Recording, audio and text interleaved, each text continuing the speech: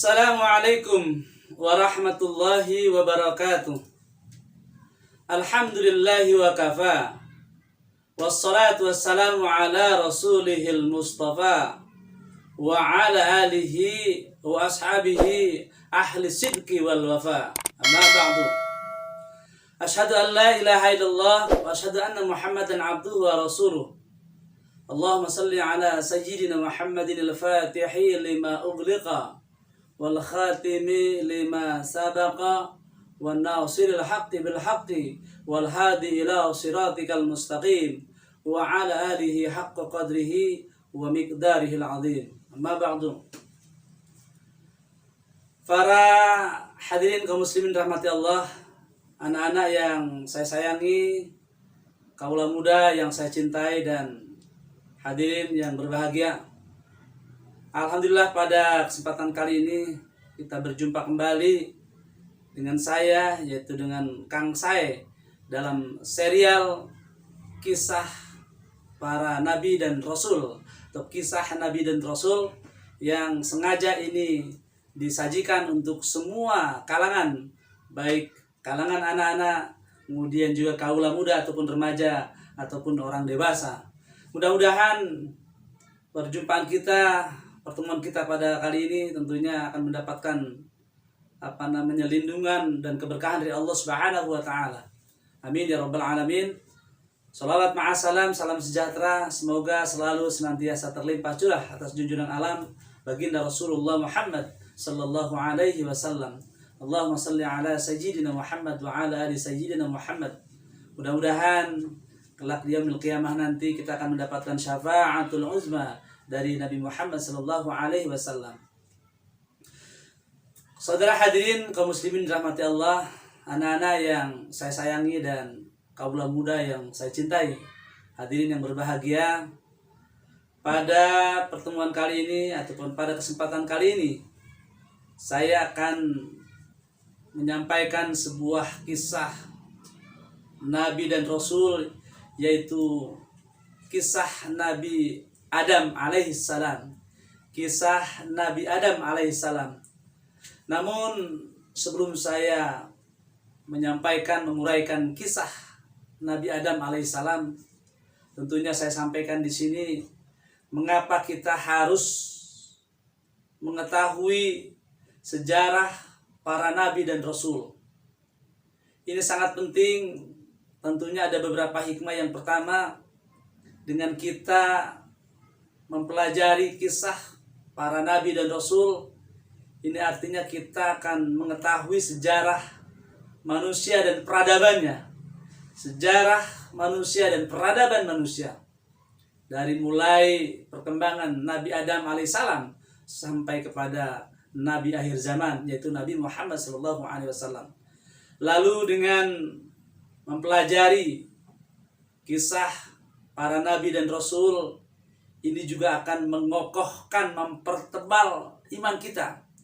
Karena dengan mempelajari kisah para nabi dan rasul, kita akan mengambil sebuah keteladanan-keteladanan yang dicontohkan oleh para nabi dan rasul, yang tentunya mereka itu adalah orang-orang pilihan yang sangat memberikan inspirasi kepada para manusia dan kepada umat manusia seluruhnya. Saudara hadirin kaum muslimin rahmati Allah, tentu secara umum kita sudah tahu kisah Nabi Adam alaihissalam ataupun Nabi Adam alaihissalam ini adalah manusia pertama yang Allah ciptakan dengan tangannya sendiri, kemudian Allah ciptakan, Allah tiupkan ruh. Nah, saudara hadirin kaum muslimin rahmati Allah, sebelum itu barangkali kita harus mengetahui apakah pengertian dari nabi dan apakah pengertian dari rasul. Apakah sama antara nabi dan rasul? Saudara hadirin kaum muslimin rahmati Allah, anak-anakku yang saya sayangi dan kaula muda yang saya cintai. Nabi dan rasul ini tentu saja diambil dari manusia, yaitu dengan jenis laki-laki, atau semua nabi, semua rasul adalah berjenis laki-laki.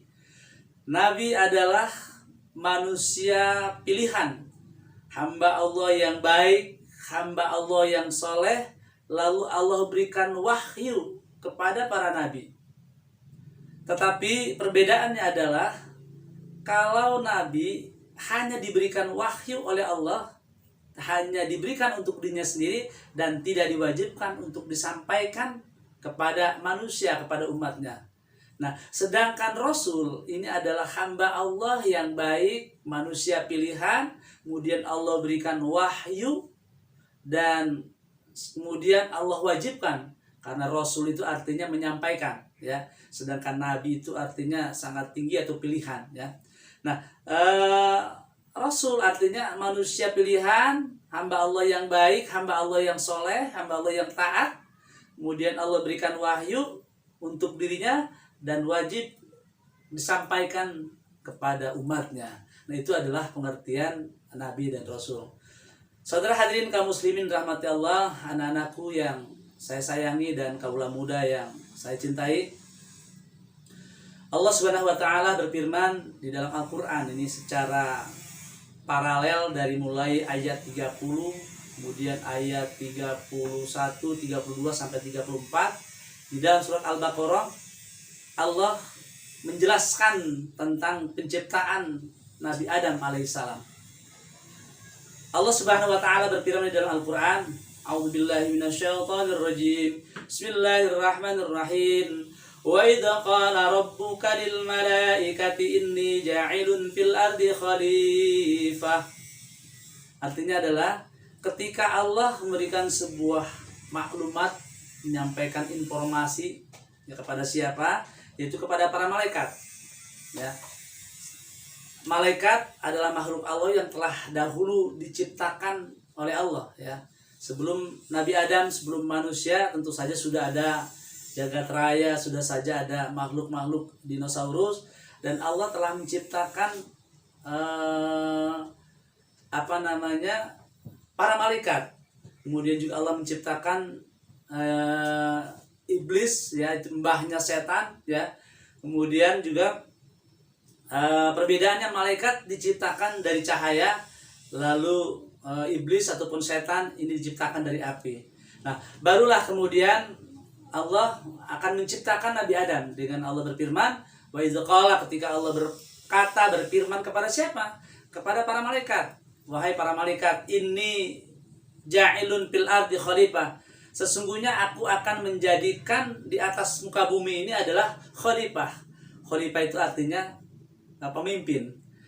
Allah menyampaikan kepada para malaikat, wahai malaikat, aku akan menjadikan manusia di muka bumi ini adalah sebagai pemimpin. Nah, lalu saudara hadirin kaum muslimin rahmati Allah, anak-anakku yang kucintai, kemudian juga para kaula muda yang saya cintai, anak-anak yang saya sayangi,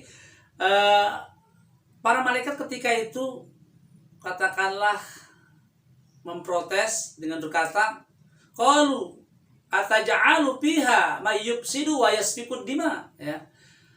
Para malaikat berkata, wahai Allah, apakah engkau akan menjadikan khalifah, engkau akan menjadikan manusia yang manusia itu adalah selalu melakukan sebuah pertumpahan darah, ya.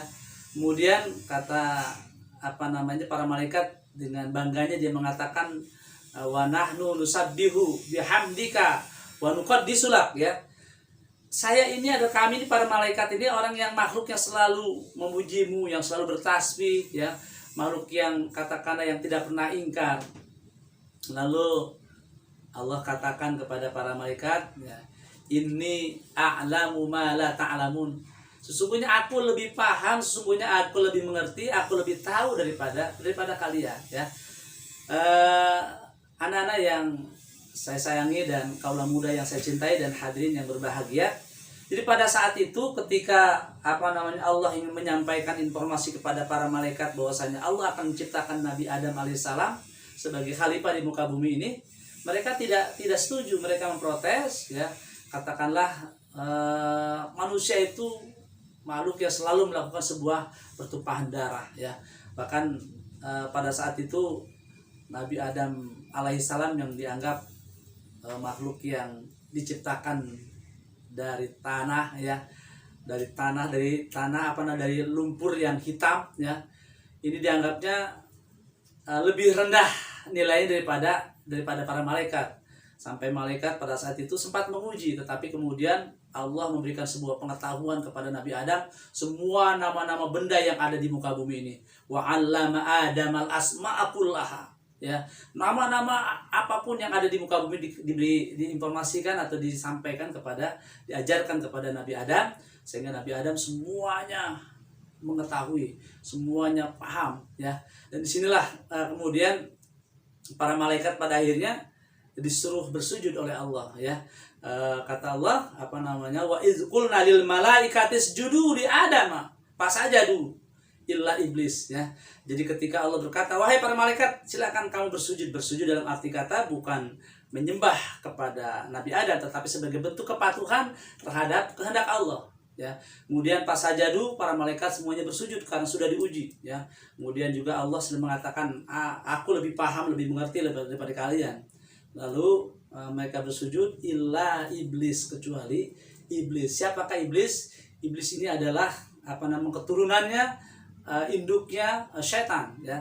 Pada saat itulah para jamaah sekalian, para hadirin kaum muslimin yang dirahmati Allah, anak-anak yang saya sayangi, kemudian kaula muda yang saya cintai, sejak itulah iblis bertekad bulat, karena dia setelah itu adalah ingkar kepada Allah, lalu membuat semacam katakanlah MOU, Memorandum of Understanding, kira-kira begitu, nota kesepahaman dengan Allah. Baik Allah, tidak apa-apa, saya ini adalah ingkar, kafir, tetapi saya bersumpah saya akan menggoda umat keturunan Nabi Adam alaihissalam sampai ke akhir zaman ya. Makanya para setan itu diberikan umur yang panjang ya. Mereka itu menggoda umat manusia untuk dijadikan teman nanti di neraka jahanam ya. Saudara hadirin kaum muslimin rahmati Allah, anak-anak yang saya cintai, kaula muda yang saya sayangi. Nah, kemudian disitulah Nabi Adam alaihissalam itu hidup dengan tenang ya, dengan nyaman, dengan nikmat di dalam surganya Allah Subhanahu wa taala. Dan dialah kemudian Nabi Adam alaihissalam tidak sendirian, lalu dia Allah menciptakan pendampingnya ya.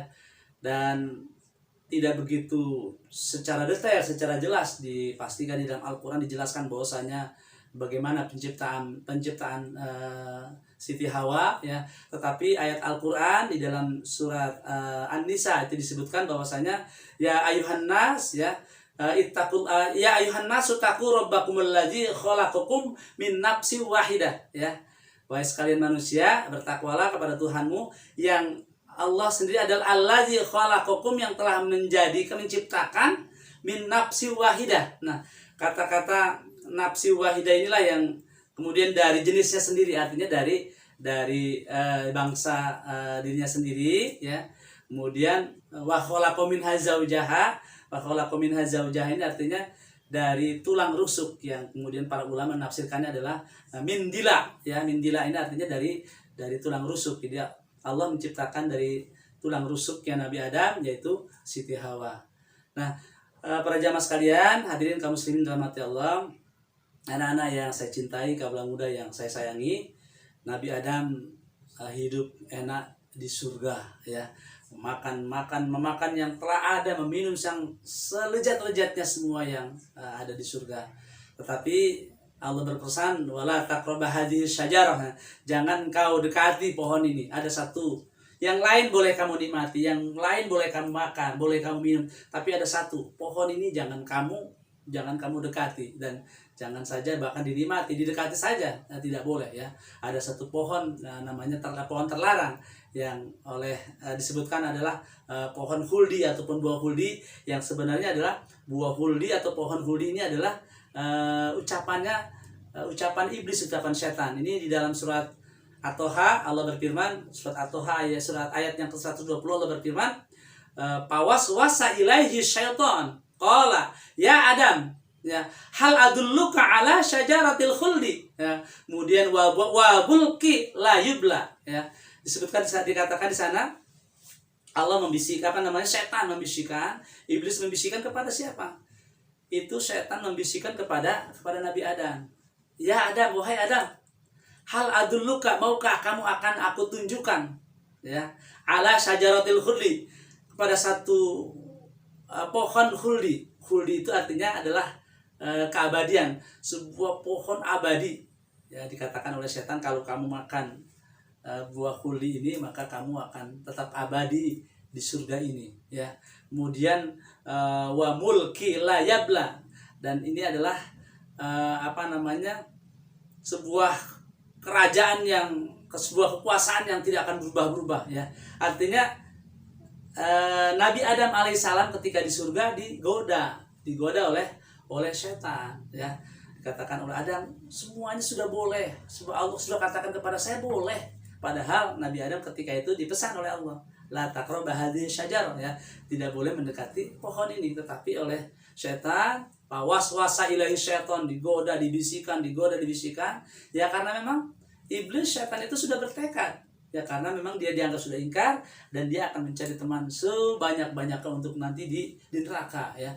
Lalu fa'azalluha syaitan, ya, kemudian maka menggelincirkan itu setan, ya, akhrajaha, kemudian Nabi Adam itu dikeluarkan dari surganya Allah Subhanahu wa taala, ya.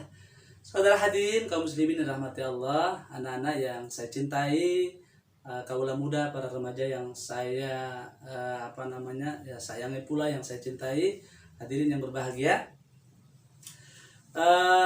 Ini barangkali dari kisah ini seolah-olah dikesankan, ya, jangan salah memberikan sebuah kesimpulan, ya. Jadi seolah-olah Nabi Adam itu adalah dianggap bersalah, berdosa karena makan buah terlarang, kemudian dia diturunkan ke muka bumi. Nah, saudara hadirin kaum muslimin rahmati Allah, anak-anak yang saya cintai, anak-anak yang saya sayangi, kaula muda yang saya cintai, memakan buah terlarang atau tidak, sebenarnya Allah memang sudah membuat sebuah skenario. Allah membuat sebuah ringkasan kisah cerita yang memang sudah berencana. Rencananya Allah akan menjadikan Nabi Adam alaihissalam sebagai pemimpin di muka bumi, ya. Artinya makan buah terlarang, memakan buah kuliah hanya sebagai kausalitas saja, sebagai sababiah, karena dia harus turun ke bumi. Nah, oleh karena itu dalam banyak kisah ini, ya, tentu saja kisah ini mungkin sangat bervariatif karena memang di dalam Al-Qur'an tidak dijelaskan secara runut, ya. Al-Qur'an memang bukan kitab sejarah yang secara jelas, ya, secara terurai, secara terinci. Di dalam Al-Qur'an tidak, ya. Dan inilah uniknya. Tetapi Al-Qur'an juga membahas tentang sejarah para nabi, para rasul, pada makhluk-makhluk terdahulu, yang ini memang diurai di beberapa surat, di beberapa ayat, ya. Inilah uniknya supaya kita banyak mengkaji dan mempelajari Al-Qur'an. Nah, para jamaah sekalian, hadirin kaum muslimin rahmati Allah, anak-anak yang saya sayangi, kemudian kaula muda yang saya cintai, dikisahkan setelah itu berpisah ratusan tahun. Setelah Nabi Adam diturunkan ke bumi, kemudian Siti Hawa diturunkan ke bumi, ya. Kenapa? Itu karena makan buah terlarang tadi, ya. Ini kisah-kisah yang tentu saja tidak berdasar, tetapi tentunya hanya sebuah ilustrasi. Kemudian kenapa tangan wanita itu pergelangannya lebih agak sedikit membengkok, karena dikisahkan Siti Hawa lah yang mengambilkan buah khuldinya. Lalu kenapa para lelaki, kaum pria itu di bagian leher itu ada jakun yang menonjol? Ini diilustrasikan seperti memakan buah khuldinya, ya. Dan tetapi itu, saudara hadirin kaum muslimin rahmati Allah, tentu saja tidak berdasar. Tetapi yang paling pokok, intinya, sejatinya, Allah memang sudah berencana akan menjadikan Nabi Adam alaihissalam sebagai khalifah di muka bumi, yang awalnya tinggal di surga, kemudian Allah turunkan.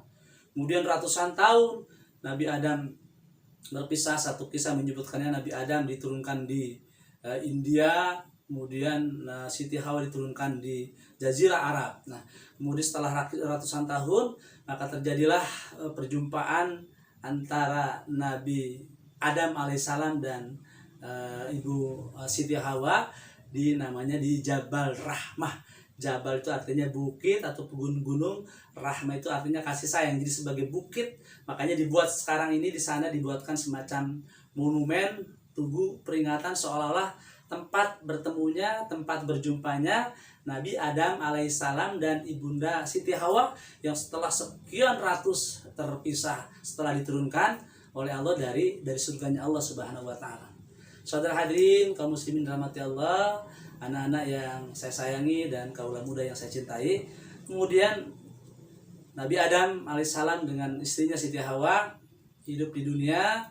Kemudian mereka melakukan sebuah, ya tentu saja sebagaimana memulai kehidupan manusia.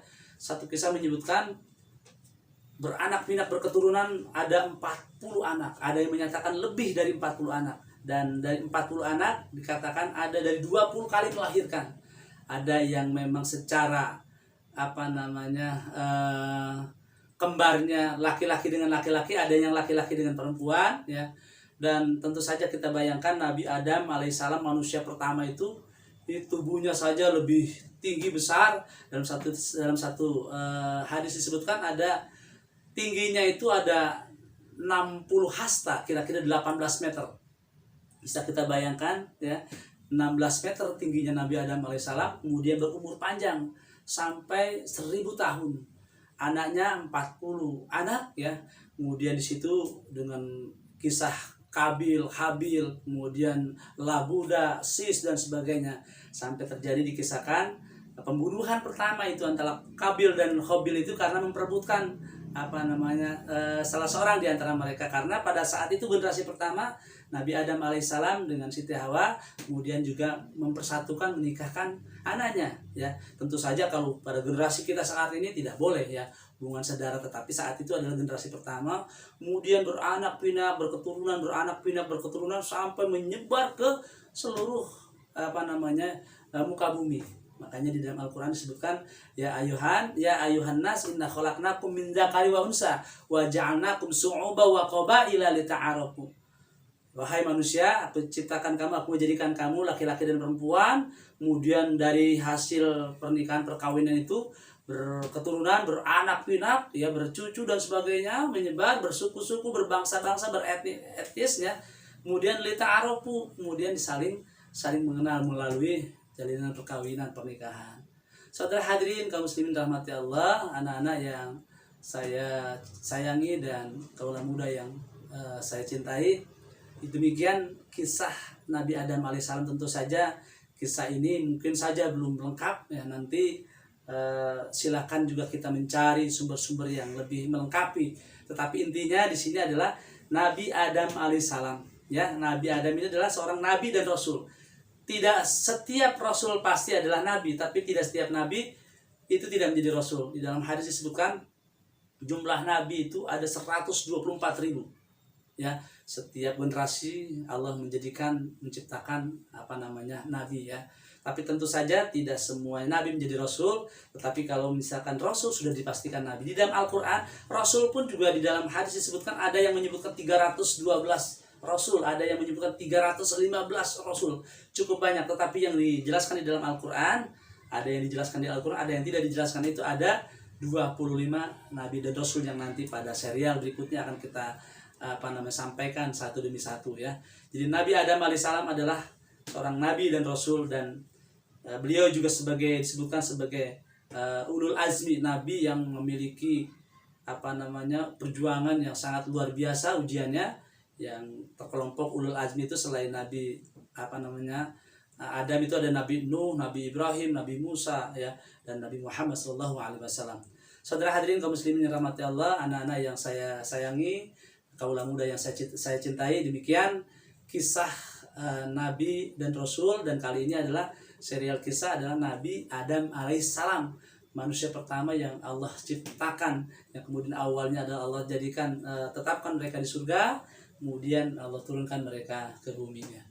Mudah-mudahan dari kisah Nabi Adam yang saya sampaikan ini kiranya bisa memberikan sebuah yang saya sampaikan tadi, mengenal tentang sejarah manusia dan peradabannya, kemudian mengokohkan iman, mempertebal iman, dan juga mengambil teladan-teladan yang telah dicontohkan oleh para nabi dan rasul, khususnya adalah Nabi Adam alaihissalam.